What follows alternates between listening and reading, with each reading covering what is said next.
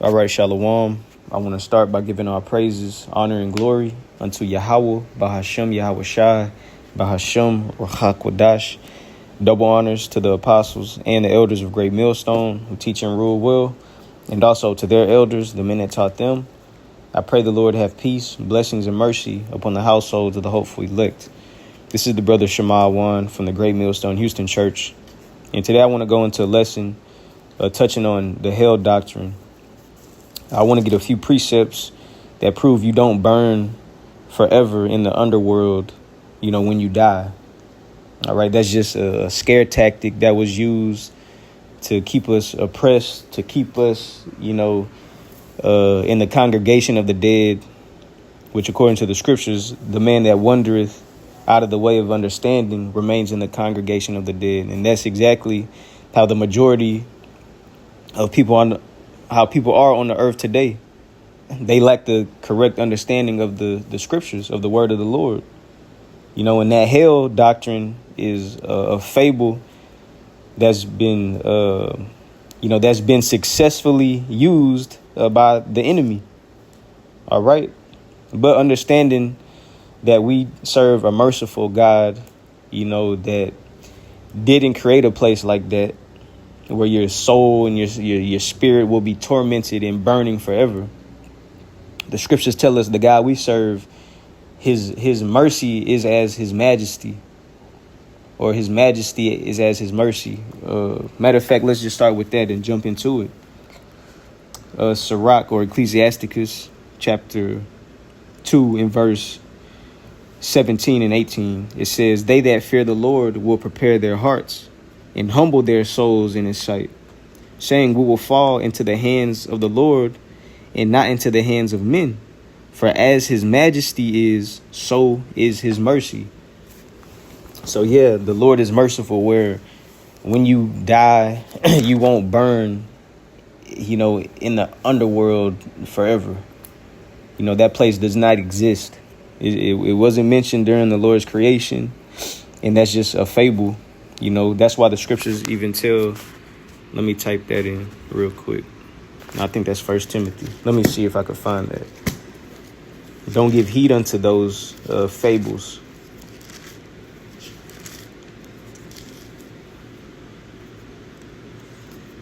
Let's see.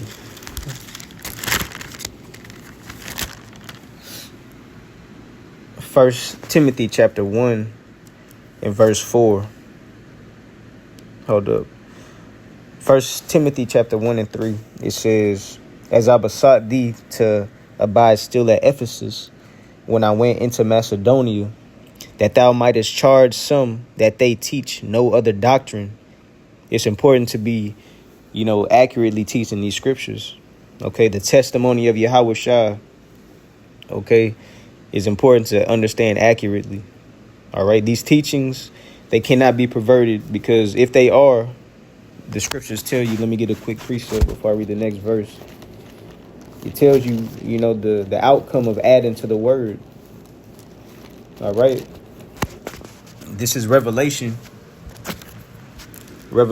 chapter 22 and verse 18 and 19. It says, "For I testify unto every man that heareth the words of the prophecy of this book. If any man shall add unto these things, the Most High shall add unto him the plagues that are written in this book. Verse 19. "And if any man shall take away from the words of the book of this prophecy, the Most High shall take away his part out of the book of life, and out of the holy city, and from the things which are written in this book." So you can't add and you can't take away from the word of the Lord.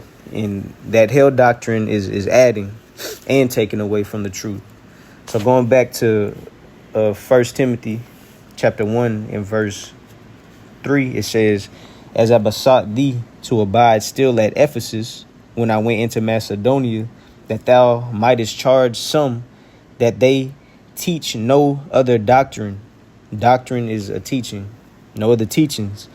Verse 4, "Neither give heed to fables and endless genealogies, which minister questions, rather than godly edifying, which is in faith, so do.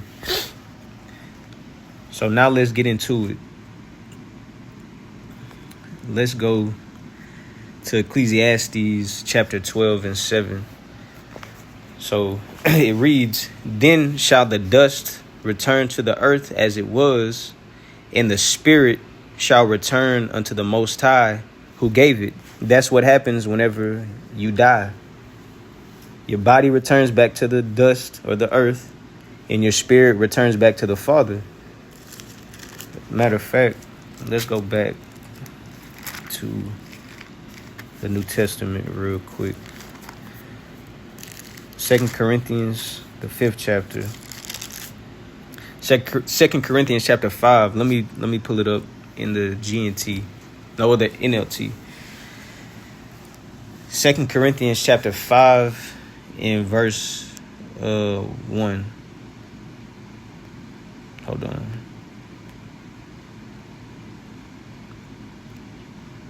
All right, 2 Corinthians chapter 5 and 1.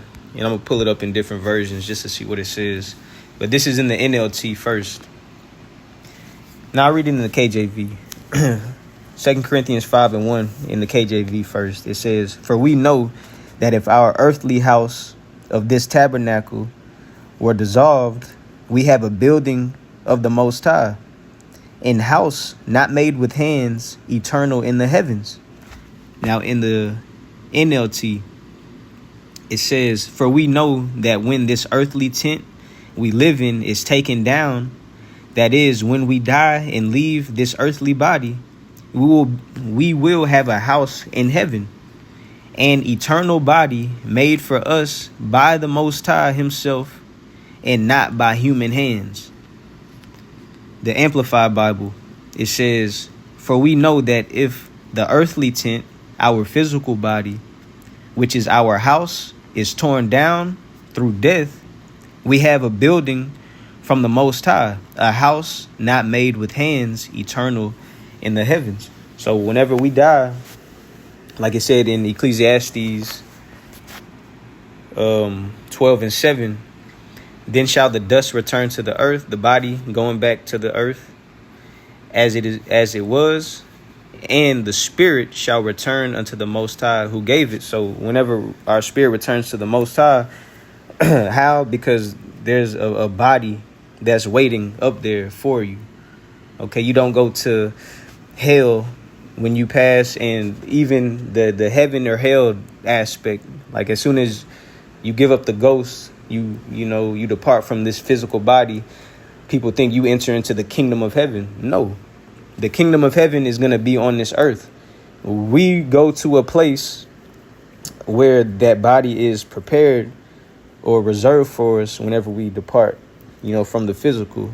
And matter of fact, let me go to Matthew, because Yahweh Shah was charged up about the question, the resurrection. Whenever you die, we enter into the resurrection, basically the third heaven. Or how does it say? Let me get that first. Let me go back to 2 Corinthians, because Apostle Paul, he touches on that. After he got stoned, I believe, where is that? Acts, the 14th chapter, maybe? But it is Acts, the 14th chapter. It tells you the Apostle Paul was stoned, right? So 2 Corinthians, the 12th chapter, it tells you his experience whenever he got stoned, because he actually, he died, but the Lord put the spirit back in him. But let's read that account. 2 Corinthians chapter 12, and let's start at the top. Let me read that in the NLT too.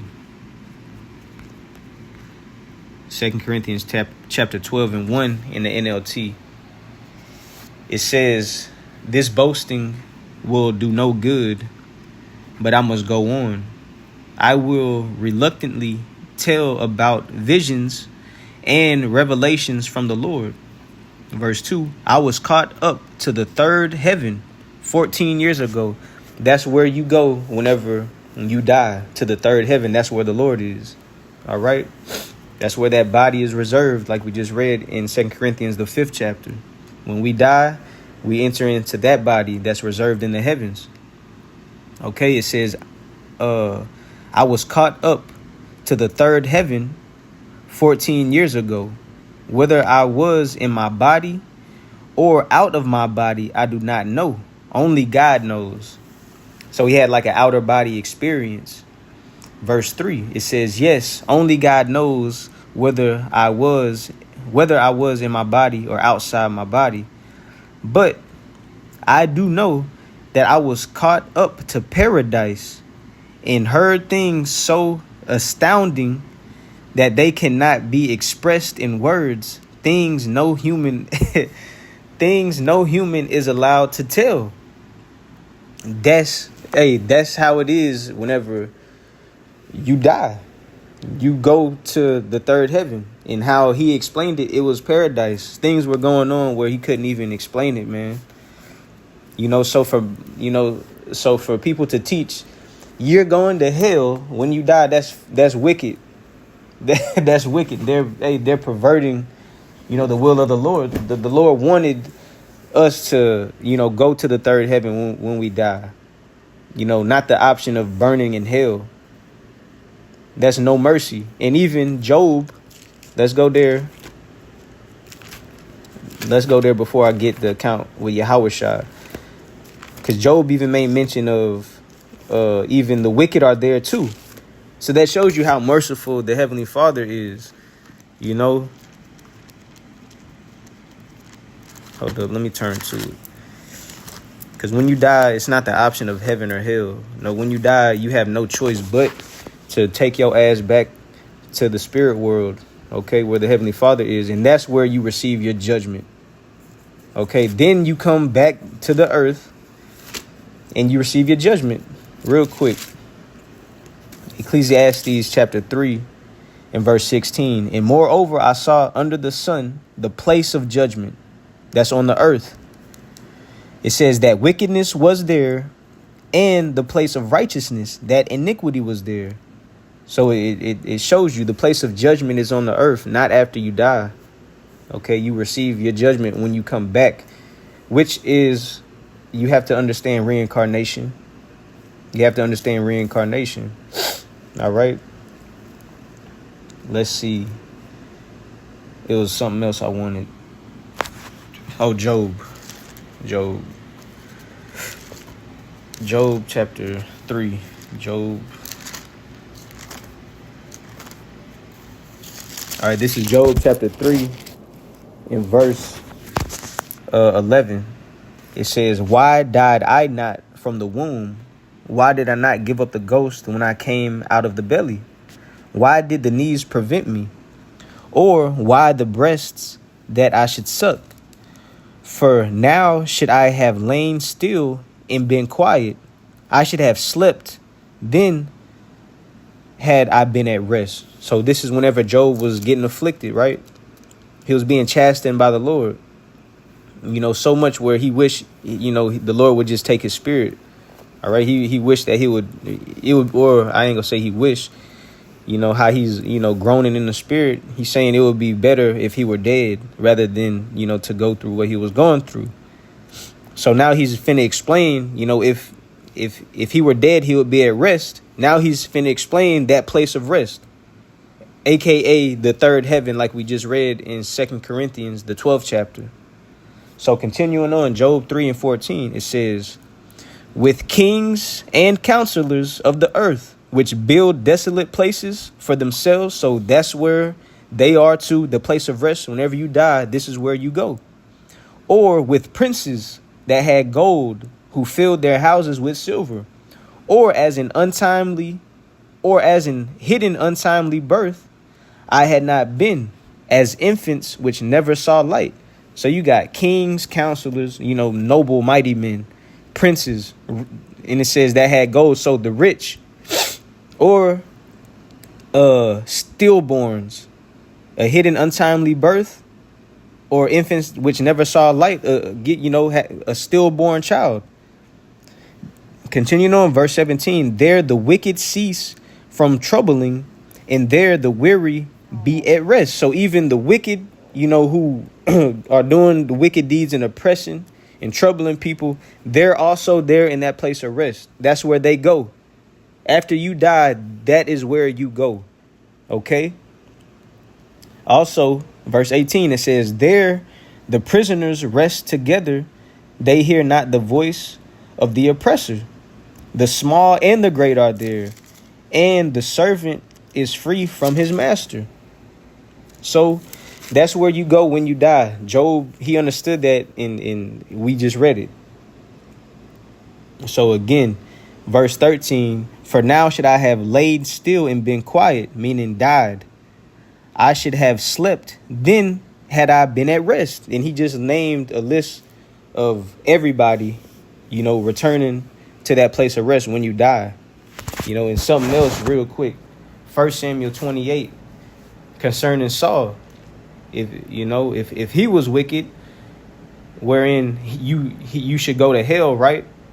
Why is it that Samuel said, you're going to be here with me on the morrow, roughly paraphrasing? Let me find that account. What is that? 1 Samuel 28.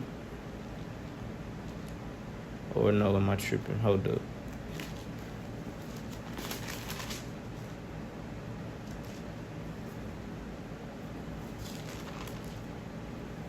Yeah. 1 Samuel chapter 28. Now this is whenever Saul, he disobeyed the command that he was given. All right. So now the Lord basically rejected him. The Lord is not dealing with him. He became an enemy of the Lord, right? And he's trying to seek, counsel. He's trying to seek something, to get an answer if he should go to war or not with the Philistines. So this is jumping into, that account, roughly paraphrasing the account. It's been a minute since I read through this, but we'll pick up 1 Samuel chapter 28 and verse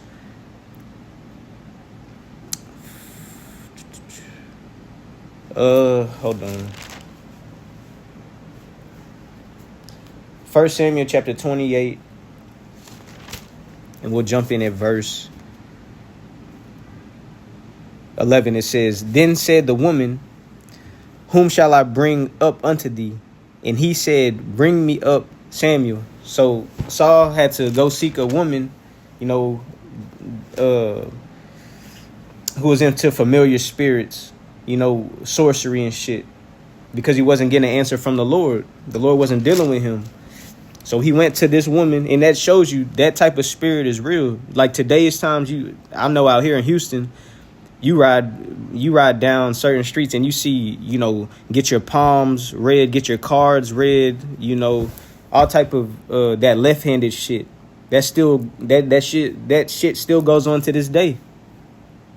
All right. But going back to the point, it says, verse 12, and when the woman saw Samuel, she cried with a loud voice, and the woman spake to Saul, saying, why hast thou deceived me? For thou art Saul. And the king said unto her, be not afraid, for what sawest thou? And the woman said unto Saul, I saw gods ascending out of the earth. Okay, and we just read in Ecclesiastes 12 and 7, the body returns to the dust, or the dust returns to the earth, and the body goes to the spirit goes to the Father, right? So she said, I saw gods ascending out of the earth. All right. Verse 14. And he said unto her, what form is he of? And she said, an old man cometh up, and he is covered with a mantle. And Saul perceived that it was Samuel. And he stooped with his face to the ground and bowed himself. So now you got the account is about to go into it where Samuel was summoned. The Lord allowed his spirit to basically summon, right? So Saul got his head to the ground and bowed down himself. And this is what Samuel says, verse 15. And Samuel said to Saul, why hast thou disquieted me to bring me up? And Saul answered, I am sore distressed, for the Philistines make war against me, and God is departed from me, and answereth me no more, neither by prophets nor by dreams. Therefore I have called thee, that thou mayest make known unto me what I should do. Then said Samuel, wherefore then dost thou ask of me, seeing the Lord is departed from thee, and is become thine enemy? So you're an enemy of the Lord, and he ain't dealing with you. All right. Going back to the context of that hell fable, if you're an enemy of the Lord, whenever you die, shouldn't you go to hell? Shouldn't you be burning forever if you're an enemy of the Lord? But according to the scriptures, let's see. Just like Job broke down, he didn't mention nothing about no place, where you go to burn. He mentioned the wicked were there too. But verse 17, it says, And the Lord hath done to him as he spake by me. For the Lord hath rent the kingdom out of thine hand, and given it to thy neighbor, even to David, because thou obeyedest not the voice of the Lord, nor executest his fierce wrath upon Amalek. Therefore hath the Lord done this thing unto thee this day.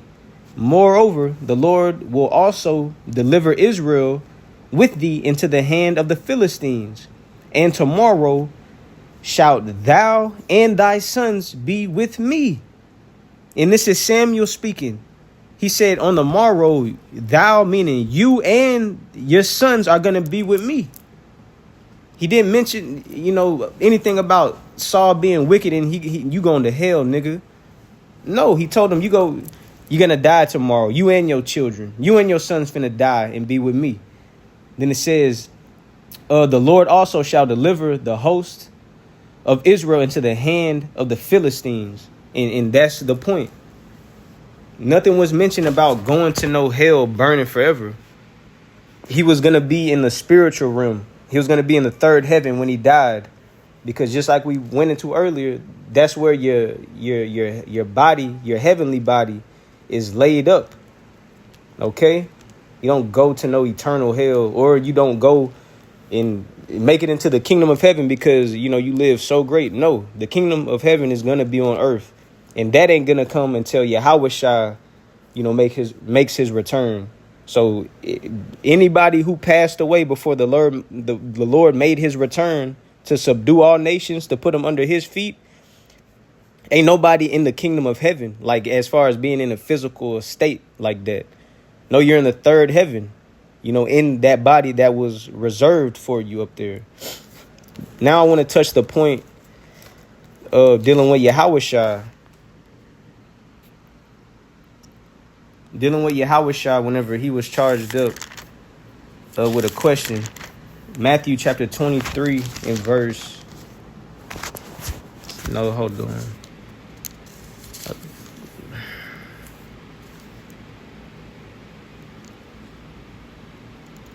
Hold on, I'm looking for that account. I thought it was in Matthew 23. Oh, let me see. 22. Okay, Matthew chapter 22 and verse 23. Here we go. So it says, Matthew 22 and 23, it says, the same day came to him the Sadducees, which say that there is no resurrection, and asked him, saying, Master, Moses said, if a man die, having no children, his brother shall marry his wife, and raise up seed unto his brother. And you can read that in Deuteronomy, the 25th chapter, I believe. Verse 25, it says, now therefore, Salakia, now there were with us 7 brethren, and the first, when he had married his wife, deceased, and having no issue, left his wife unto his brother. Likewise, the second also, and the third unto the seventh. So you got men who, who got with a woman but never had children. All right. The men passed away. They died before she could, become pregnant and bear a child. So verse 27, it says, And last of all, the woman died also. Therefore, in the resurrection, whose wife shall she be of the seven? For they all had her. So saying, okay, now the woman died. So in the next life, whose wife is she going to be? Who is this woman going to belong to, seeing she had seven of them? All right. So now Yahushua answered, verse 29. Yahushua answered and said unto them, ye do err, not knowing the scriptures, nor the power of the Most High. For in the resurrection they neither marry, nor are given in marriage, but are as the angels of the Most High in heaven. This resurrection that Yahushua is talking about is the place where Job mentioned where he wanted to go when he died. The same place Apostle Paul went whenever he experienced that outer body experience, from him being stoned to death. This isn't talking about the kingdom of heaven. When you die, your body goes, just like I started off with, your body goes to the earth and your spirit returns to the Father. And being in, that estate, there ain't no eating and drinking, ain't no having sex and you repopulating. No, you go there to receive your judgment before you come back to the earth to play your judgment out. That's what they didn't know. That's why Yahushua said, ye do err, not knowing the scriptures, nor the power of the Most High. During that time, it ain't meant to, to be repopulating and living it up as if that's the kingdom of heaven. No, and that shows you the error with Christianity too. Whenever you die, as far as Christianity boundaries go, you either go to heaven or hell. And just like Yahushua corrected the Sadducees that asked them that question, they had it misunderstood too. So Yahushua was explaining that to them. In this place, you're not going to be given into marriage. You're going to be like an angel. All right. Because understanding when the kingdom of heaven is established, it's going to be on earth, and the Israelites are going to repopulate and be a world without end. That's whenever it's going to be time to live it up. All right. But, according to what happens whenever you die, you don't go to hell, like certain Israelite camps are teaching, and especially what Christianity has, been spewing out for generations. All right. But I just wanted to touch on that real quick. So I pray this was edifying to the Lord's elect. Matter of fact, let me see something else real quick.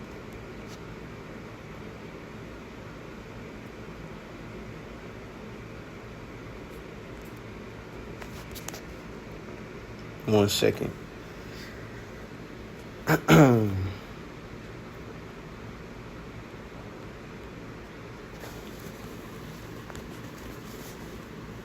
Yeah, that was the point. Yeah, I'll leave it there. Lord willing, hey, until the next time, I say shalom.